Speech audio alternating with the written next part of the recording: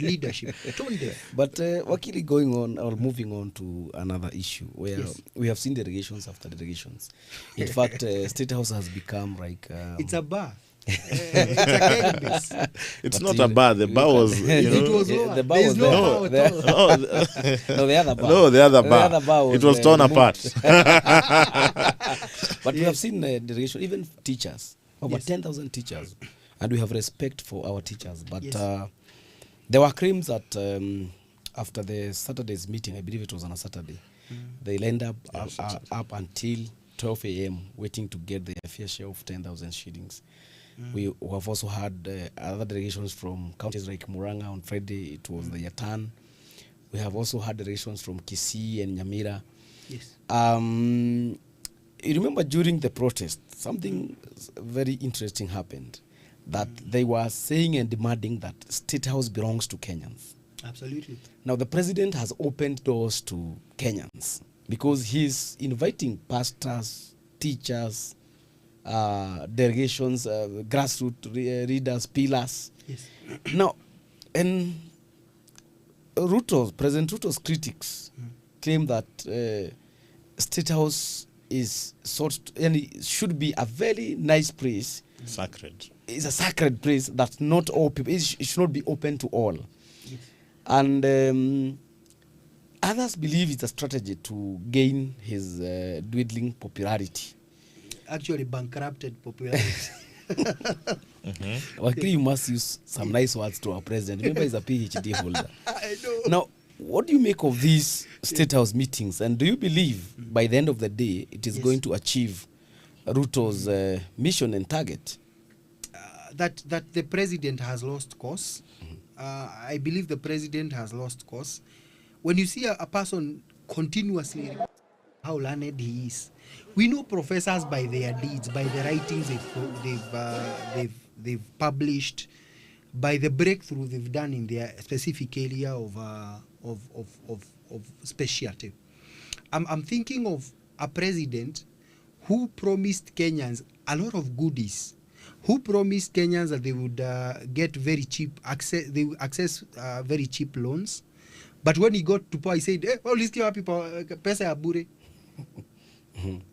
I'm seeing a president who is merely using an opportunity to, he's literally doing what we call reclaiming imperialism in the presidency. That you'd have to go and switch talk the president for you to get a service. When the teacher, you hear those who have gone to the president's side say, we are not fighting the government because we want maendeleo. Maendeleo should be your right because you pay taxes. You are a Kenyan. You are entitled to, for instance, to health cover. When the teachers write their CBAs, you'd expect that the government in place through the commission, they ought to honor those. When you find JSC teachers clamoring for permanent employment, you don't need to go and sweet talk the president. The president should be able to serve to serve us because that's what he sought for.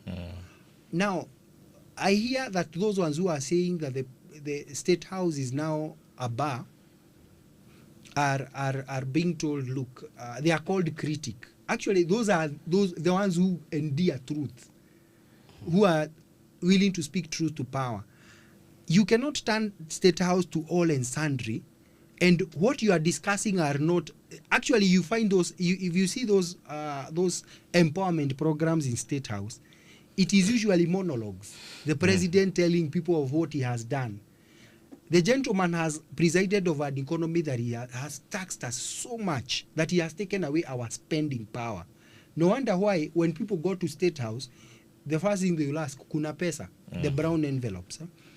Because you cannot afford to stay away from where you get your daily bread to go and play your civic duty. Because the economy is so hard, the spending power has literally been defiled by the current regime. And that opportunity to go and participate in your civic duties has to come with some level of compensation. So there is no objectivity in the whole event. I'm sorry to cut you short. Yes. So if I get you right, yes. What you're saying is that you don't have a problem with the president calling people to the State House. The problem is the motive. Yes, the motive. When you see, for instance, there was a time he called border riders or people who are young people to give them border. What followed were controversies of people being threatened because they never got border. So we have a president who is lying. You come So and parade what people, would you want the president to call people to? he should just be announcing his resignation. For a president who has continuously lied to Kenyans, who has presided over the worst economic times for Kenyans, who has literally bankrupted the payroll, the public payroll, or rather ask those people who are serving in government office, especially at the counties. There are counties who have stayed for close to 6 months without pay. Yet Kenyans are still paying their taxes. He has literally borrowed 3.5 trillion since he got to power without any major infrastructure project. Wakil, is it fair to demand the president's resignation when this week he's been in at the coast? He was in Mombasa yesterday, and Launching a railway track. Yeah, and Bonagashani, we were watching that thing with you live. Yes. You saw the crowds shouting two-term. Do you think those kinds of people want the president to resign? Those ones are the same people who, away from the cameras, they will say, oh, we were paid to do that. Those ones are the ones who complain they never got their share. I think, Wakil, I should ask you this question. Yes. For the 3 years that President Ruto has been in power, Yes. other than there's so many things that you think he has done bad or he has not been... He has not done, there are things he has done, he has done wrong. What do you think, what is this one thing that you think Ruto has done something that we can say it's positive and has changed the lives of Kenyans? That one would require some research. But he has helped us discover our civic duty to keep the government in check. I give that to him. He has reminded us that Kenyans must keep their leaders on toes. He has helped us remember that power corrupts and absolute power corrupts absolutely. In terms of what he may have done right, I'm trying to understand of the sectors that are not devolved. That is security. We have Jubaland invading the Kenyan soil in Mandela. Jubaland army. We have some weapons that were designated to come to our army people being found in some foreign country. We have Kenyans being robbed in broad daylight in Nairobi. In terms of what that is not devolved, the national health insurance is dead. Education sector, he introduced some funding model that ended up collapsing, and then he said, I now listen to Kenya, we are going back to the same thing I found. The president, in terms of his manifesto, maybe the only thing he has done is that we are still surviving. That's the only thing I would say. At least we are still surviving. Mr. Gazani, you interact with the ground a lot. Yes. What are those people who go to State House as part of those delegations telling you about the engagements with the president? Well, as Wakiri put it, most of the Kenyans who visit their president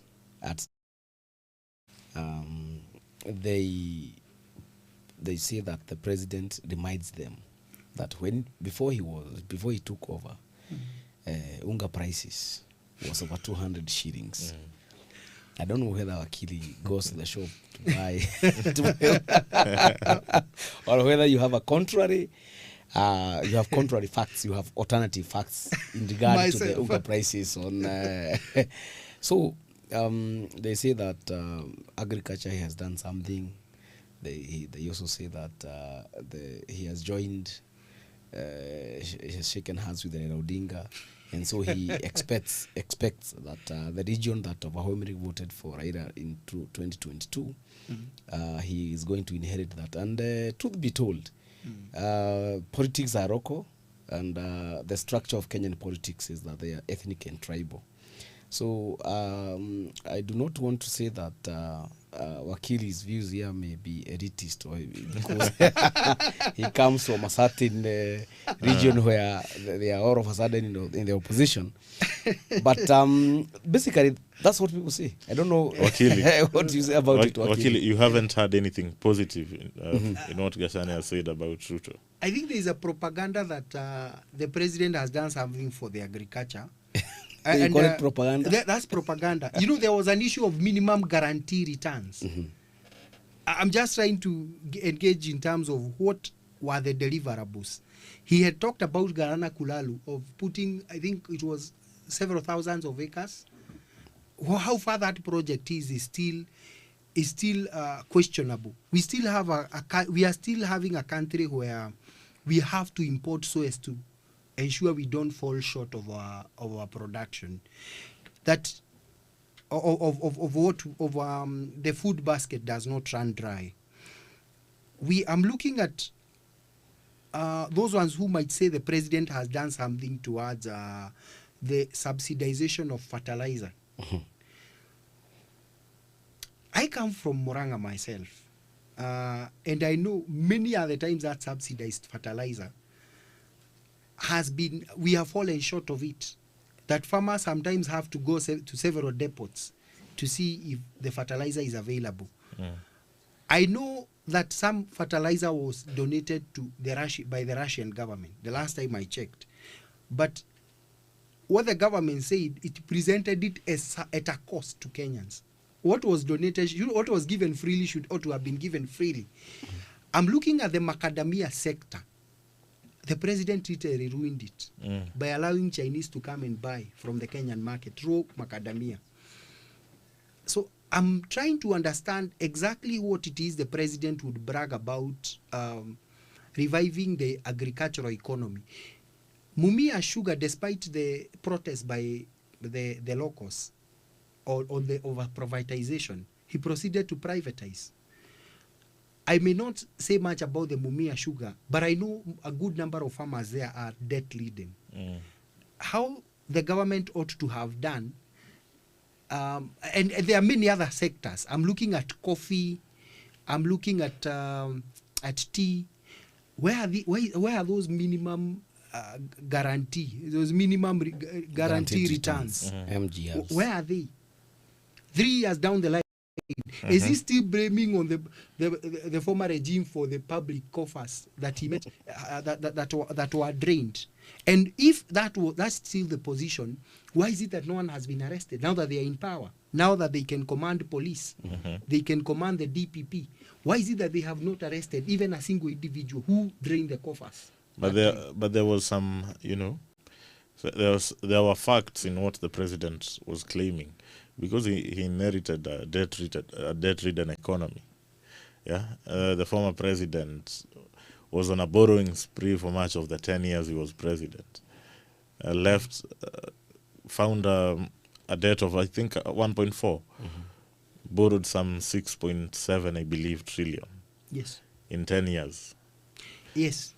It is true. And then there was also the Russia-Ukraine conflict, which affected many countries. Which, when he was a deputy president, say had nothing to do with the economy. This president who said he will not borrow has borrowed 3.4 trillion. And there is not even a single infrastructure. It's actually 4 trillion.